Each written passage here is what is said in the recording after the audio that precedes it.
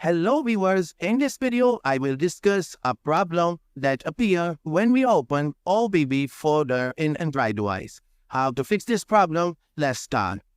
I will show you when this problem is appear. When you open File Manager and go to Storage and you open Android folder and go into OBB folder.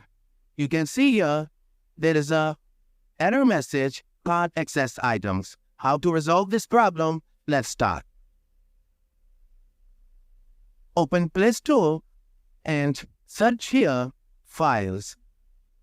Right here Files and press Enter. Multiple results will appear. Now open this blue folder icon application and click on Install button. Installation is in process.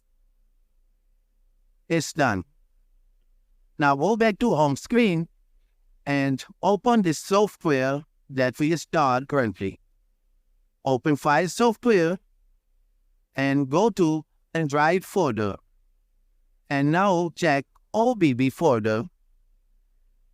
Now you can see here there is no any error appear.